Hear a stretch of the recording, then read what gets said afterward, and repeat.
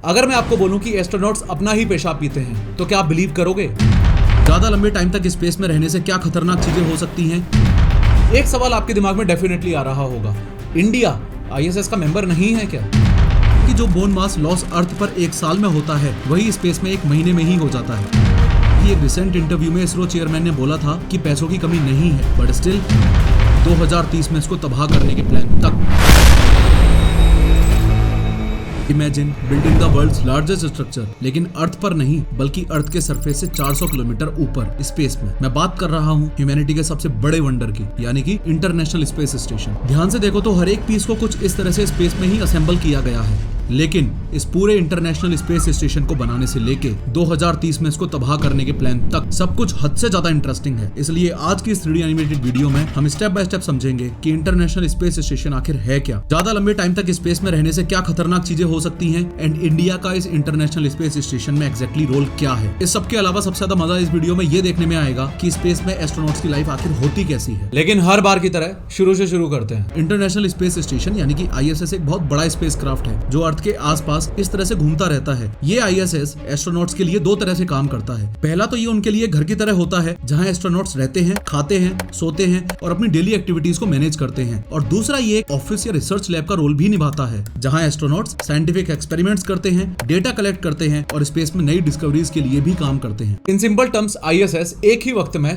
Astronauts के घर और काम करने की लैब दोनों का ही काम करता है। अब अगर बात करें आईएसएस की लोकेशन की, तो ये अर्थ से लगभग 400 किलोमीटर के डिस्टेंस पर इस वाली ऑर्बिट में मौजूद है। पहले तो ये समझो कि ऑर्बिट एक ऐसा पाथ या रास्ता होता है जिसमें कोई ऑब्जेक्ट जैसे प्लेनेट, मून या सैटेलाइट किसी दूसरे बड़े ऑब्जेक्ट के आसपास घूमता रहता है। ये घूमना ग्रेविटी की वजह से होता है। ग्रेविटी यानी कि एक इनविजिबल फोर्स जो ऑब्जेक्ट्स को अपनी तरफ खींचती है। एग्जाम्पल के लिए अर्थ अपनी ग्रेविटी से मून को अपनी तरफ खींचता है। इस वजह से ही मून अर्थ के पास इस तरह के एक फिक्स्ड पाथ में यानी कि ऑर्बिट में घूमता रहता है। सिमिलरली जो सैटेलाइट्स हम स्पेस में भेजते हैं वो भी अर्थ के आसपास अपने ऑर्बिट्स में घूमते रहते हैं। इन शॉर्ट ऑर्बिट एक बैलेंस्ड पाथ होता है जिसमें स्पीड और ग्रेविटी दोनों का एक परफेक्ट कॉम्बिनेशन होता है ताकि ऑब्जेक्ट स्पेस में गिरे भी ना और अपनी जगह से दूर भी ना जाए। अब अर्थ के आसपास कई टाइप्स के ऑर्बिट्स हैं जिसमें सैटेलाइट्स और स्पेसक्राफ्ट्स रोटेट करते हैं। ये ऑर्बिट्स टोटल 3 तरह के हो सकते हैं। पहला तो है लियो यानी कि लो अर्थ ऑर्बिट, दूसरा है मियो यानी कि मीडियम अर्थ ऑर्बिट और तीसरा है जियो यानी कि जियो स्टेशनरी अर्थ ऑर्बिट। एक एक करके तीनों ही ऑर्बिट्स को समझते हैं, पर शुरुआत लियो यानी कि लो अर्थ ऑर्बिट से करेंगे। आगे बढ़ने से पहले क्विकली बस कुछ सेकंड्स में आपको बता दूं कि आर्टिफिशियल इंटेलिजेंस के कॉम्प्लेक्स टॉपिक्स को इजी और मजेदार बनाकर मैं अपने इस दूसरे एआई के लिए dedicated YouTube channel A for AI पर डिटेल्ड वीडियोस के थ्रू एक्सप्लेन कर रहा हूं। एआई से अपडेटेड रहने के लिए जरूर सब्सक्राइब कर लेना। देखो, लियो एक ऐसा ऑर्बिट है जो अर्थ के सरफेस के सबसे करीब है। इस ऑर्बिट की हाइट अर्थ से लगभग 100 किलोमीटर से लेकर 2000 किलोमीटर तक है। लियो अर्थ के बहुत पास होता है, इसलिए ही यहाँ से सैटेलाइट्स को अर्थ के सरफेस का क्लियर व्यू मिलता है। ये ऑर्बिट अर्थ ऑब्जर्वेशन सैटेलाइट्स और कम्युनिकेशन सैटेलाइट्स दोनों के लिए ही बेस्ट है। अब यहाँ इस लियो ऑर्बिट में दो प्रॉब्लम्स हैं। पहली तो ये कि ऑर्बिट अर्थ के बहुत करीब है, इसलिए ही यहाँ ऑर्बिट की ग्रेविटी बहुत ज्यादा स्ट्रॉन्ग है। और दूसरी ये कि इस ऑर्बिट का रेडियस काफी छोटा है, मतलब यहाँ मौजूद सैटेलाइट को एक छोटा चक्कर ही लगाना होता है। कम डिस्टेंस और स्ट्रॉन्ग ग्रेविटी के कॉम्बिनेशन के कारण सैटेलाइट्स को कंटिन्यूअसली अपने ऑर्बिट में बने रहने के लिए एक हायर स्पीड मेंटेन करनी पड़ती है ताकि वो अर्थ की तरफ ना गिर जाएं। नेक्स्ट ऑर्बिट है मियो यानी कि मीडियम अर्थ ऑर्बिट। मियो ऑर्बिट अर्थ के सरफेस से 2000 किलोमीटर से लेकर 35,786 किलोमीटर तक की हाइट पर लोकेटेड है। आप अपने फोन में जो मैप्स यूज करते हो वो इन्हीं सैटेलाइट्स के डेटा पर डिपेंडेंट होते हैं। लास्ट ऑर्बिट है जियो स्टेशनरी ऑर्बिट यानी कि जियो। ये ऑर्बिट अर्थ के सरफेस से लगभग 35,786 किलोमीटर की हाइट से स्टार्ट होता है। मियो का सबसे कॉमन यूज जीपीएस सैटेलाइट्स के लिए होता है। अभी मैंने आपको बताया था कि लियो में सैटेलाइट्स को बहुत स्पीड से घूमना होता है। अब चूंकि आईएसएस लियो में है तो इसे गिरने से बचने के लिए करीबन 28,000 किलोमीटर पर आवर की स्पीड से ट्रेवल करना पड़ता है। इमेजिन करो 150 की स्पीड में चलती हुई गाड़ी में बैठे हुए आप वर्सेस इंटरनेशनल स्पेस स्टेशन की speed that is 28,000 kilometre per hour. ये स्पीड अर्थ पर साउंड की स्पीड से 20 गुना ज्यादा है। इनफैक्ट आईएसएस सिर्फ हर 90 मिनट में ही अर्थ का एक चक्कर पूरा कर लेता है। ऑल्सो ये इंटरनेशनल स्पेस स्टेशन एक दिन में अर्थ के 16 चक्कर लगा देता है। अब एक बात आपको जो और पता होनी चाहिए वो ये कि आईएसएस किसी एक कंट्री का नहीं है, बल्कि ये एक जॉइंट प्रोजेक्ट है जिसमें कई अलग अलग देशों की स्पेस एजेंसी शामिल हैं। इन स्पेस एजेंसीज में इंक्लूडेड हैं अमेरिका की नासा, रशिया की रोस्कोसमोस, जापान की जाक्सा, यूरोप की यूरोपियन स्पेस एजेंसी यानी कि एएसए और कनाडा की कैनेडियन स्पेस एजेंसी यानी कि सीएसए। इन सब स्पेस एजेंसीज ने आईएसएस के अलग अलग पार्ट्स का कंट्रीब्यूशन किया है। आईएसएस में शामिल कंट्रीज का नाम सुनकर एक सवाल आपके दिमाग में डेफिनेटली आ रहा होगा, इंडिया आईएसएस का मेंबर नहीं है क्या? जबकि इंडिया ने अपने स्पेस मिशन तो चांद और मार्स पर भी भेजे हुए हैं। तो मैं आपको बता दूं कि आईएसएस का फाउंडेशन 1990s में रखा गया था और उस टाइम पर इंडिया का स्पेस प्रोग्राम यानी कि इसरो अपने इनिशियल स्टेजेस में था और आईएसएस प्रोजेक्ट बहुत ही एक्सपेंसिव और रिसोर्स इंटेंसिव था। मोरओवर इंडिया ने अपने स्पेस प्रोग्राम के रिसोर्सेज को उन एरियाज में फोकस किया जो उनके नेशनल इंटरेस्ट के हिसाब से ज्यादा इंपॉर्टेंट थे, जैसे सैटेलाइट्स, रिमोट सेंसिंग और कम्युनिकेशंस। इंटरनेशनल स्पेस स्टेशन का मेंबर बनने के लिए काफी फाइनेंशियल और टेक्नोलॉजिकल इन्वेस्टमेंट की जरूरत होती है, जो कि उस समय इंडिया की स्पेस प्रायोरिटीज में नहीं था। इसके अलावा इंडिया अपने स्पेस प्रोग्राम को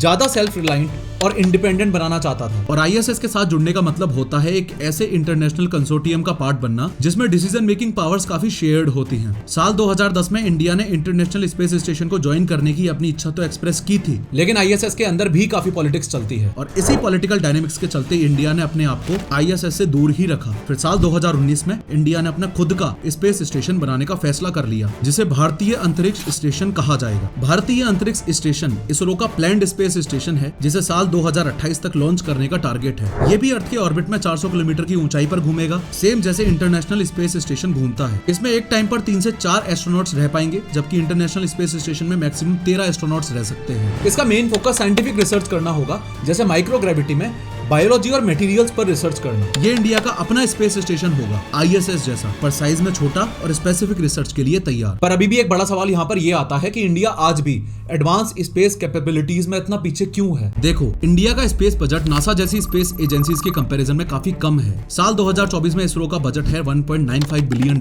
जबकि नासा का इस साल का बजट है $25 बिलियन। आप खुद देखो कितना बड़ा डिफरेंस है। ये बात हम में से काफी लोगों को पता है कि एक रिसेंट इंटरव्यू में इसरो चेयरमैन ने बोला था कि पैसों की कमी नहीं है, but still. Now, one thing I want to tell you that we are never short of any budget. Many a times what happens is we are unable to spend that money that is allocated. Limited funding की वजह से इसरो को अपने projects को prioritise तो करना ही पड़ता है ना, और उसकी वजह से एडवांस टेक्नोलॉजीज में इन्वेस्टमेंट काफी स्लो हो जाता है। इसके अलावा इंडिया ने अभी तक अपना पहला human space flight mission launch तक नहीं किया है। वैसे तो इंडिया गगनयान मिशन के साथ इस डायरेक्शन में मूव कर रहा है, लेकिन अभी भी एक्सपीरियंस और इंफ्रास्ट्रक्चर में बहुत डेवलपमेंट की जरूरत है। गगनयान मिशन में डिले होने की वजह से इंडिया ने अपने खुद के स्पेस स्टेशन के कंप्लीशन के प्लान को साल 2035 तक शिफ्ट कर दिया है। खैर, आईएसएस स्पेस में बनाया गया सबसे बड़ा ह्यूमन इंफ्रास्ट्रक्चर है। आईएसएस की सबसे बेस्ट बात यह है कि इसे टुकड़ों में बनाया गया था और फिर स्पेस में ही इसे असेंबल किया गया था। आगे बढ़ने से पहले ये देखो, ये है आज का आईएसएस और इसका मेन यूज स्पेस में किए जाने वाले एक्सपेरिमेंट्स के लिए होता है। इंटरनेशनल स्पेस स्टेशन की लंबाई एक अमेरिकन फुटबॉल फील्ड जितनी है, यानी कि लगभग 358 फीट। अब 3D एनिमेशन की मदद से इस आईएसएस का स्ट्रक्चर प्रॉपर्ली समझो। देखो, आईएसएस का ये वाला पार्ट है इंटीग्रेटेड ट्रस स्ट्रक्चर। अब ये जो पार्ट आप देख रहे हो ये है रशियन सेगमेंट और ये वाला पार्ट जो आप देख रहे हो ये है यूनाइटेड स्टेट्स ऑर्बिटल सेगमेंट। एक एक करके तीनों ही पार्ट्स को डिटेल में समझेंगे, लेकिन शुरुआत ट्रस स्ट्रक्चर से करते हैं। ट्रस स्ट्रक्चर आईएसएस की बैकबोन है। इस स्ट्रक्चर पर सोलर पैनल्स, रेडिएटर्स और एक्सटर्नल इक्विपमेंट्स लगे होते हैं। ये इलेक्ट्रिसिटी, कूलिंग और स्ट्रक्चर को सपोर्ट करता है। रशियन सेगमेंट को रशिया की स्पेस एजेंसी यानी कि रोसकॉस्मोस ऑपरेट करती है। इसमें एस्ट्रोनॉट्स के रहने के लिए क्वार्टर्स हैं, साथ ही रिसर्च करने के लिए इक्विपमेंट्स लगे हुए हैं। यूएस ऑर्बिटल सेगमेंट को अमेरिका की स्पेस एजेंसी यानी कि नासा ऑपरेट करती है। यही वो पार्ट है जहां यूएस के मॉड्यूल्स के साथ साथ इंटरनेशनल पार्टनर्स जैसे यूरोप, जापान और कनाडा के कंट्रीब्यूशंस भी हैं। इसमें साइंस लैब्स और रहने के लिए क्वार्टर्स भी मौजूद हैं। Just like how you build a Lego structure by adding one piece at a time, ठीक उसी तरह आईएसएस को भी जोड़ा गया है। हर मिशन एक नया पीस लेकर जाता था जो आईएसएस के बड़े स्ट्रक्चर में फिट कर दिया जाता था। सबसे पहला मॉड्यूल साल 1998 में रशिया के द्वारा लॉन्च किया गया था, जिसका नाम था जारिया, और कुछ इस तरह से आने वाले 10 सालों में इस आईएसएस में अलग अलग मॉड्यूल्स को जोड़ा गया। आईएसएस पर हमेशा कुछ न कुछ नया जुड़ता ही रहता है और इसी सफर में साल 2021 में फ्रिचल नाम का सबसे नया और मॉडर्न मॉड्यूल लॉन्च किया गया था। इस मॉड्यूल ने आईएसएस की कैपेसिटी को और भी ज्यादा इंक्रीज कर दिया है। इस आईएसएस के मैक्सिमम पार्ट्स नासा के इस स्पेस शटल के जरिए लॉन्च किए गए हैं। स्पेसिफिकली बताऊं तो स्पेस शटल का मेन मिशन था आईएसएस का कंस्ट्रक्शन करना। स्पेस शटल के करीबन 135 मिशंस कंप्लीट करके आईएसएस को पूरा किया गया है। याद रखना, जब भी मैं मॉड्यूल शब्द का यूज करूंगा तो समझ लेना कि मैं आईएसएस के इन सिलेंड्रिकल टुकड़ों के बारे में बात कर रहा हूं। किन्हीं भी दो मॉड्यूल्स को जोड़ने के लिए हर मॉड्यूल में इस तरह के बर्थिंग पोर्ट्स मौजूद होते हैं। इन बर्थिंग पोर्ट्स को डॉकिंग पार्ट्स भी कहा जाता है। आसान भाषा में बोलूं तो डॉकिंग पोर्ट यानी कि एक तरह का पार्किंग स्पॉट। अर्थ पर जैसे कार्स को पार्क करने के लिए एक जगह चाहिए होती है, वैसे ही स्पेस में जब कोई एयरक्राफ्ट जाता है तो उसे पार्क करने के लिए भी इस तरह की एक स्पेशल जगह चाहिए होती है और इसी जगह जगह को डॉकिंग पोर्ट कहते हैं। अब इस अमेरिका वाली साइड पर मॉड्यूल्स कॉमन बर्थिंग मैकेनिज्म पर काम करते हैं। कॉमन बर्थिंग मैकेनिज्म एक सिस्टम है जो आईएसएस पर बड़े मॉड्यूल्स जोड़ने का काम करता है। मोरओवर हर मॉड्यूल में इनमें से कोई एक कंपोनेंट हो सकता है। एक तो है एक्टिव बर्थिंग पोर्ट और दूसरा है पैसिव बर्थिंग पोर्ट। तो होता कुछ ऐसा है कि जब एक मॉड्यूल या स्पेसक्राफ्ट को आईएसएस के साथ कनेक्ट करना होता है तो ये दोनों पोर्ट्स कुछ इस तरह से आपस में अलाइन होते हैं और बर्थिंग मैकेनिज्म एक्टिवेट हो जाता है। इसके बाद में वेस्टिब्यूल के बीच इस जगह को एयर टाइट किया जाता है। फर्दर इन दोनों मॉड्यूल्स के बीच कनेक्शन जोड़े जाते हैं और इस तरह का एक वाइड प्रोटेक्टिव बैरियर बना दिया जाता है। ये सब होने के बाद एस्ट्रोनॉट्स इजीली एक मॉड्यूल से दूसरे मॉड्यूल में ट्रेवल कर सकते हैं। लेकिन यहाँ भी एक प्रॉब्लम है, आईएसएस पर जो स्पेसक्राफ्ट भेजे जाते हैं वो अलग अलग कंट्रीज के होते हैं। जैसे अलग अलग देशों में प्लग्स और सॉकेट्स अलग अलग तरह के होते हैं, वैसे ही अलग अलग स्पेसक्राफ्ट के डॉकिंग सिस्टम्स भी थोड़े डिफरेंट होते हैं। इस प्रॉब्लम को काउंटर करने के लिए एक स्पेशल टाइप का कनेक्टर यूज किया जाता है जिसे प्रेशराइज्ड मेटिंग एडेप्टर कहा जाता है। अब ये प्रेशराइज्ड मेटिंग एडेप्टर को आप यूनिवर्सल ट्रैवल एडेप्टर की तरह ही समझ लो। बस इस केस में ये प्रेशराइज्ड मेटिंग एडेप्टर इन स्पेसक्राफ्ट को कनेक्ट करने में हेल्प करता है और ये किसी भी तरह के डॉकिंग पोर्ट में फिट हो जाता है। कुछ इस तरह के मैकेनिज्म्स का यूज करके ही आईएसएस को असेंबल किया जाने लगा। लेकिन इसी दौरान कुछ ऐसे पार्ट्स भी थे जिनको आईएसएस के बाहर जाकर ही कनेक्ट करना था। ये काम स्पेस शटल के अंदर से नहीं किया जा सकता था, इसलिए ही एस्ट्रोनॉट्स ने इस तरह लिटरली स्पेस में जाकर कुछ पार्ट्स को केयरफुली इंस्टॉल किया है। ये जो वीडियो आप देख रहे हो ये रियल क्लिप जहां एक एस्ट्रोनॉट आईएसएस को रिपेयर कर रहा है। इसी प्रोसेस को साइंटिफिक टर्म्स में स्पेस वॉक कहा जाता है। स्पेस वॉक का मतलब होता है जब कोई एस्ट्रोनॉट अपने स्पेसक्राफ्ट या इंटरनेशनल स्पेस स्टेशन के बाहर निकलकर स्पेस में काम करते हैं। ये कुछ ऐसा ही है जैसे एक बड़ी सी बिल्डिंग पर इस तरह से लटक रहा एक बंदा खिड़की साफ करता है। उसके पास एक सेफ्टी हार्नेस या रस्सी होती है जो उसे उस बिल्डिंग से जोड़े हुए रखती है ताकि वो सेफ रहे। अब स्पेस वॉक भी कुछ ऐसा ही है, बस डिफरेंस ये है कि एस्ट्रोनॉट्स स्पेसशिप के बाहर जाते हैं। उनके पास एक स्पेशल स्पेस सूट और एक सेफ्टी टेथर होता है जो उन्हें स्पेसशिप से जोड़े रखता है। इनफैक्ट ये स्पेस वॉक्स करना एस्ट्रोनॉट्स के लिए काफी कॉमन है और आईएसएस में रिपेयर्स करने के लिए एस्ट्रोनॉट्स स्पेस वॉक करते ही रहते हैं। But the main thing is ये स्पेस वॉक्स केयरफुली प्लान्ड होती हैं और सेफ्टी की वजह से मैक्सिमम 8 घंटे तक ही लिमिटेड होती हैं। आई होप अब तो आप समझ ही चुके होंगे कि आईएसएस आखिर बना कैसे है। और ध्यान से फिर से देख लो, ये है पूरा बना हुआ स्पेस स्टेशन। वैसे आपने एक चीज सोची कि ये एस्ट्रोनॉट्स अर्थ से इतनी दूर हैं जहां ना ऑक्सीजन है और ना ही कोई सुविधा है, तो यहाँ लोग सर्वाइव कैसे कर पा रहे हैं? और उससे भी बड़ा सवाल, वो लोग स्पेस में एग्जैक्टली कर क्या रहे हैं? तो देखो, एस्ट्रोनॉट्स स्टेशन के जिस हिस्से में रह सकते हैं वो है ये प्रेशराइज्ड मॉड्यूल। इन प्रेशराइज्ड मॉड्यूल्स का प्राइमरी काम है एक sealed air tight environment provide करना जो अर्थ जैसी एयर कंडीशंस और ऑक्सीजन लेवल्स को मेंटेन रखता है। इसकी वजह से एस्ट्रोनॉट्स स्पेस में सेफ रहते हैं और उन्हें स्पेस सूट्स पहनकर नहीं रहना पड़ता है। जैसे ये रियल क्लिप्स देखो, आईएसएस में एस्ट्रोनॉट्स बिना स्पेस सूट्स के घूम रहे हैं। एक बात आपने नोटिस की, आईएसएस पर कोई भी बंदा पैरों पर नहीं चल रहा है, सब लोग फ्लोट ही कर रहे हैं। इसके पीछे एक इंपॉर्टेंट कॉन्सेप्ट है माइक्रोग्रेविटी। काफी लोगों को लगता है कि स्पेस में जीरो ग्रेविटी होती है। अरे नहीं भाई, स्पेस में जीरो ग्रेविटी नहीं होती,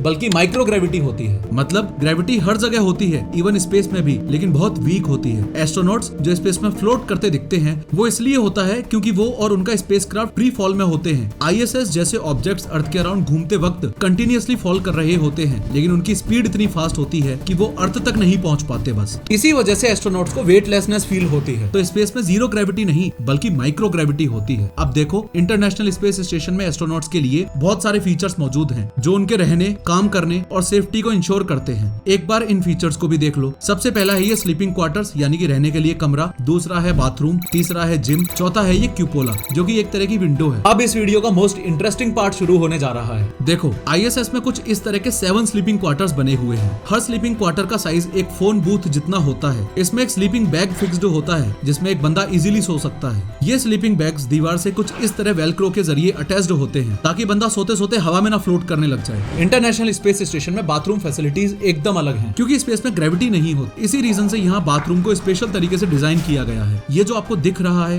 ये है टॉयलेट, यानी यहाँ एस्ट्रोनॉट्स एक्सक्रीट करते हैं और ये जो ट्यूब आपको दिखाई दे रही है यही यूरिन करने के लिए सिस्टम है। अब सुनो सबसे बड़ा ट्विस्ट, अगर मैं आपको बोलूं कि एस्ट्रोनॉट्स अपना ही पेशाब पीते हैं तो क्या आप बिलीव करोगे? हाँ, ये सच है। यूरिन ट्यूब के जरिए ये यूरिन आईएसएस पर मौजूद ही वाटर रिकवरी सिस्टम में जाता है और उसे फिल्टर करके ड्रिंकिंग वाटर बनाया जाता है। वाटर रिकवरी सिस्टम यूरिन के साथ साथ आईएसएस पर मौजूद पसीना और किसी भी तरह के मॉइस्चर को रिसाइकल करके पानी में बदल देता है। इसके अलावा सॉलिड वेस्ट को एक स्पेशल कंटेनर में कलेक्ट किया जाता है और बाद में इसे एक कार्गो स्पेसक्राफ्ट में डाल के वापस अर्थ पर भेज दिया जाता है। ये है आईएसएस का जिम। अब आईएसएस पर ये जिम क्यों बनी हुई है, ये समझने के लिए आपको फिजिक्स का एक छोटा सा कॉन्सेप्ट पता होना चाहिए, जो है माइक्रोग्रेविटी। देखो, जब हम अर्थ पर होते हैं तो हमेशा एक फोर्स हमें नीचे की तरफ खींचती है, जिसे हम ग्रेविटी कहते हैं। लेकिन जैसे जैसे आप अर्थ के एटमॉस्फेयर से बाहर की तरफ जाते हो, ग्रेविटी का इफेक्ट कम होने लग जाता है। पहले भी बता चुका हूँ कि ISS पर ग्रेविटी बिल्कुल जीरो तो नहीं होती, लेकिन इतनी कम होती है कि हर चीज फ्लोट करने लगती है। इसे ही हम माइक्रोग्रेविटी कहते हैं। इस माइक्रोग्रेविटी एनवायरनमेंट का ह्यूमन बॉडी पर सिग्निफिकेंट इंपैक्ट होता है। इसी रीजन से स्पेस में एक्सरसाइज करना बहुत ज्यादा जरूरी होता है। ISS पर एटलीस्ट 2 घंटे एक्सरसाइज करना मस्ट है, जिसमें कार्डियो और स्ट्रेंथ एक्सरसाइजेस दोनों ही शामिल हैं। अपने हार्ट, लंग्स और मसल्स को स्ट्रॉन्ग रखने के लिए ISS पर ये ट्रेडमिल, साइकिल एर्गोमीटर और एडवांस्ड रेसिस्टिव एक्सरसाइज डिवाइस मौजूद हैं। अभी रिसेंटली आपने ये न्यूज जरूर देखी होगी, Sunita Williams experiencing health issues, NASA astronaut undergoes eye check in space. NASA वालों ने सुनीता विलियम्स के टेस्ट क्यों करवाए? क्योंकि उन्हें पता है स्पेस में लंबे टाइम तक रहना एक बहुत बड़ा रिस्क है। स्पेस में मौजूद माइक्रोग्रेविटी का असर धीरे धीरे एस्ट्रोनॉट्स के शरीर को कमजोर कर देता है। इनफैक्ट ये इम्पैक्ट इतना सिग्निफिकेंट है कि एस्ट्रोनॉट्स की जान तक जा सकती है। देखो, ये है पर्सन एक्स। इमेजिन करो, ये पर्सन एक्स बहुत महीनों से इस ISS पर रह रहा है। एक एक करके समझते हैं कि इस बंदे के शरीर में क्या क्या प्रॉब्लम्स डेवलप हो सकती हैं। अभी जो स्क्रीन पर मसल या मांसपेशी आपको दिखाई दे रही हैं, वो है हेल्दी मसल्स। अर्थ पर जब हम अपनी मसल्स को रेगुलरली इस्तेमाल करते हैं तो ये स्ट्रॉन्ग और हेल्दी रहती हैं। लेकिन स्पेस में माइक्रोग्रेविटी की वजह से इन मसल्स का इस्तेमाल बहुत ही लिमिटेड होता है। रिजल्ट, मसल्स धीरे धीरे इस तरह अपनी स्ट्रेंथ और साइज खो देती हैं। इसी को मेडिकल टर्म्स में मसल एट्रोफी कहते हैं। दूसरी प्रॉब्लम जो ये पर्सन एक्स फेस करने वाला है, वो है bone density loss. Bone density loss का मतलब है कि हड्डियां धीरे धीरे पतली और कमजोर हो जाती हैं, क्योंकि हड्डियों का घनापन यानी कि बोन मास कम हो जाता है। कैसे? अर्थ पर हमारी हड्डियां हमेशा एक प्रोसेस से गुजर रही होती हैं, जिसे बोन रिमॉडलिंग कहते हैं। इस प्रोसेस में 2 तरह के सेल्स इंपॉर्टेंट रोल प्ले करते हैं। पहला है ऑस्टियोक्लास्ट और दूसरा है ऑस्टियोब्लास्ट। अब ये ऑस्टियोक्लास्ट सेल्स एक तरह के क्लीन अप क्रू हैं। ये पुरानी या डैमेज्ड हड्डी को तोड़कर स्पेस बनाते हैं ताकि नई हड्डी बन सके। वहीं दूसरी तरफ ऑस्टियोब्लास्ट सेल्स बिल्डर्स होते हैं, यानी कि नई हड्डी का फॉर्मेशन करते हैं। अर्थ पर यह प्रोसेस बैलेंस में रहता है, क्योंकि यहाँ ग्रेविटी का प्रेशर होता है और बोन रिमॉडलिंग कंटिन्यू चलती रहती है। लेकिन स्पेस में सब कुछ अलग होता है, क्योंकि वहाँ पे माइक्रोग्रेविटी है। इस वजह से ऑस्टियोक्लास्ट और ऑस्टियोब्लास्ट का बैलेंस बिगड़ जाता है और ऑस्टियोक्लास्ट सेल्स ज्यादा एक्टिव हो जाते हैं। फॉलोइंग दिस, एस्ट्रोनॉट्स को हद से ज्यादा बोन डेंसिटी लॉस का सामना करना पड़ता है। सबसे खतरनाक बात यह है कि स्पेस में एस्ट्रोनॉट्स हर महीने अपनी बोन्स की 1 से 2% डेंसिटी लूज कर सकते हैं, स्पेशली इस स्पाइन, पेल्विस और लेग्स वाले रीजन में से। कहने का मतलब यह है कि जो बोन मास लॉस अर्थ पर 1 साल में होता है, वही स्पेस में 1 महीने में ही हो जाता है। रिजल्ट ये होता है कि एस्ट्रोनॉट्स की बोन से कैल्शियम कम होने लगता है और उनकी बोन डेंसिटी कम हो जाती है, बिल्कुल वैसे ही जैसे ऑस्टियोपोरोसिस में होता है। और तभी एस्ट्रोनॉट्स में ऑस्टियोपोरोसिस होने की प्रोबेबिलिटी बहुत ज्यादा होती है। कुछ वेल नोन एस्ट्रोनॉट्स जिन्होंने बोन लॉस फेस किया है वो हैं स्कॉट कैली। साल 2015 में लगभग 1 साल तक ISS पर रहने के बाद स्कॉट कैली ने अपने लेग्स और स्पाइन में सिग्निफिकेंट बोन डेंसिटी लॉस देखा। पैगी विटसन, पैगी ने स्पेस में 665 दिन बिताए, जो कि एक फीमेल एस्ट्रोनॉट्स के लिए सबसे ज्यादा है। उन्होंने भी लॉन्ग मिशन से आने के बाद बोन डेंसिटी लॉस फेस किया है। वलेरी पोलिकोव, रशियन कॉस्मोनॉट वलेरी ने 437 दिन कंटिन्यूअस स्पेस में बिताए, जिसके बाद उन्होंने भी बोन डेंसिटी लॉस एक्सपीरियंस किया। ये एस्ट्रोनॉट्स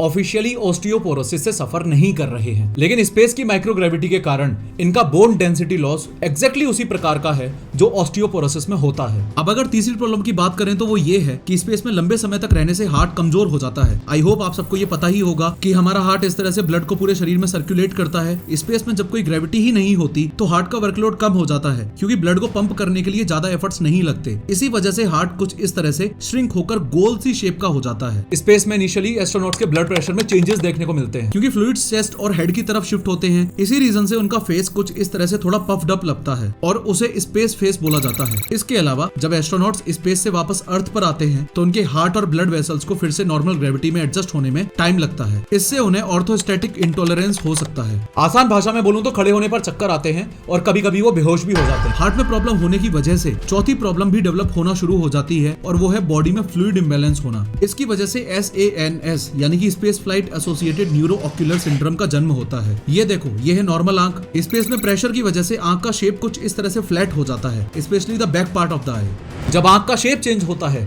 तो विजन ब्लर होने लगता है। इसके अलावा आंख के पीछे ये जो आपको नर्व दिखाई दे रही है, ये है ऑप्टिक नर्व। इस ऑप्टिक नर्व का काम है आंख से ब्रेन को सिग्नल भेजना। ये सिग्नल वो विजुअल इंफॉर्मेशन होती है जो हम देखते हैं, ताकि ब्रेन इमेजेस को प्रोसेस कर सके। स्पेस में रहने की वजह से ये ऑप्टिक नर्व इस तरह से सूज जाती है। इससे विजन प्रॉब्लम्स और हेडेक होना शुरू हो जाता है। साइंटिफिक भाषा में इसे ऑप्टिक डिस्क एडिमा कहा जाता है। एक बड़ी प्रॉब्लम ये भी है कि स्पेस में मौजूद रेडिएशंस की वजह से नई टाइप की बीमारियां और जेनेटिक चेंजेस भी हो सकते हैं। स्पेस रेडिएशन डायरेक्टली एस्ट्रोनॉट्स के DNA को डैमेज कर सकता है, जिससे उन्हें कैंसर होने का रिस्क बढ़ जाता है। अगर रेडिएशन एक्सपोजर के कारण जर्म सेल्स यानी कि स्पर्म और एग सेल्स में म्यूटेशन होते हैं तो ये ये जेनेटिक चेंजेस अगले जनरेशन तक में पास ऑन हो सकते हैं। इसी के चलते नासा ने स्पेस में इंसान के शरीर पर होने वाले असर को समझने के लिए एक ट्विन स्टडी की थी। इस स्टडी में आइडेंटिकल ट्विन एस्ट्रोनॉट्स स्कॉट कैली और मार्क कैली का कंपैरिजन किया गया। स्कॉट ने लगभग 340 दिन आईएसएस पर बिताए, जबकि मार्क अर्थ पर ही रहे। स्टडी की फाइंडिंग्स काफी इंटरेस्टिंग है। उस स्टडी की फाइंडिंग्स बहुत इंपॉर्टेंट थी और उनको समझने से पहले एक बार बायोलॉजी का ये एक बेसिक कॉन्सेप्ट समझो। देखो,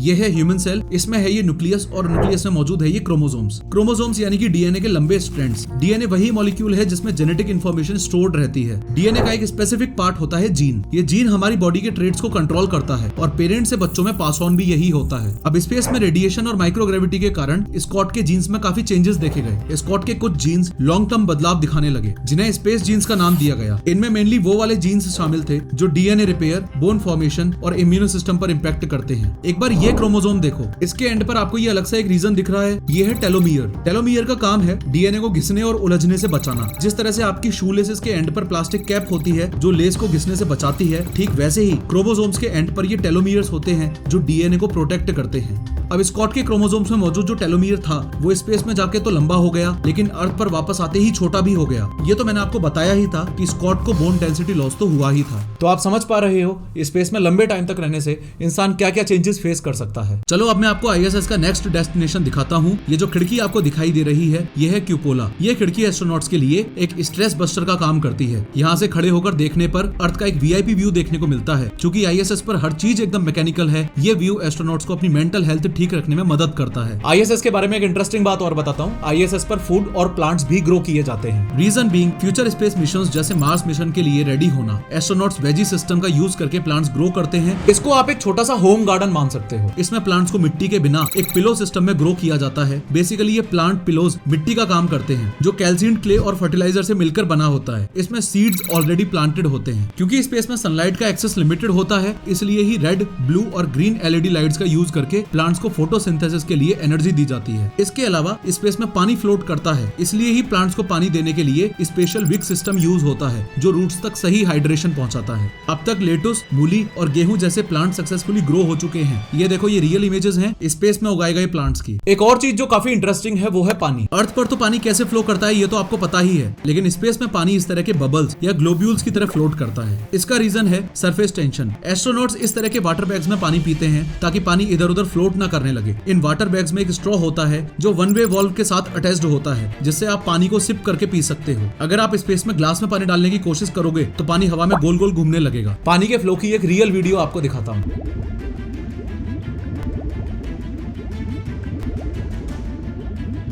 अब आप सोच रहे होंगे कि स्पेस में खाना कैसे खाया जाता है। तो देखो, खाना इस तरह से वैक्यूम सील्ड पाउचेस और कैंस में स्टोर्ड होता है। अब आईएसएस पर खाना बनाया तो नहीं जा सकता, इसलिए ही डिहाइड्रेटेड फूड्स को वाटर डिस्पेंसर की मदद से रिहाइड्रेट किया जाता है, जिससे आप सूप्स और नूडल्स जैसे फूड्स को इजीली प्रिपेयर कर लेते हो। यहाँ एक छोटा सा ओवन भी है जिससे खाना गर्म किया जा सकता है। स्पेस के लिए कोई अलग टाइप के बर्तन नहीं होते, वही जो अर्थ पर यूज होते हैं वही सेम वहां भी यूज होते हैं। बस फर्क इतना सा होता है कि इन सब बर्तनों को इस तरह से वेलक्रो या मैग्नेट से चिपका कर रखा जाता है, वरना ये बर्तन पूरे स्पेस स्टेशन में ही उड़ते रहेंगे। आईएसएस का फ्यूचर अब स्लोली एंड की तरफ जा रहा है। करंटली प्लान्स ये है कि साल 2030 तक आईएसएस को ऑपरेट किया जाएगा, बट उसके बाद आईएसएस को रिटायर कर दिया जाएगा। रीजन, ये स्टेशन पुराना हो चुका है और इसे मेंटेन करना काफी कॉस्टली होता जा रहा है। प्लस ऑलमोस्ट हर कंट्री अब अपना खुद का स्पेस स्टेशन प्लान कर रही है। जैसे चाइना ने अपना स्पेस स्टेशन तियानगोंग साल 2021 में लॉन्च कर भी दिया है। इंटरनेशनल स्पेस स्टेशन के अंदर की लाइफ काफी एक्साइटिंग दिखती है, लेकिन सुनीता विलियम्स का वहां फंस जाना हमें याद दिलाता है कि ये सब काफी रिस्की भी है। आप कमेंट्स में बताओ कि अगर आपको स्पेस में जाने का मौका मिले तो जाओगे कि नहीं। खैर, इस वीडियो में मैंने 3D एनिमेशन की मदद से बताया है कि नट्टी पट्टी एक्सीडेंट कैसे हुआ था। क्लिक करो और जरूर देखो।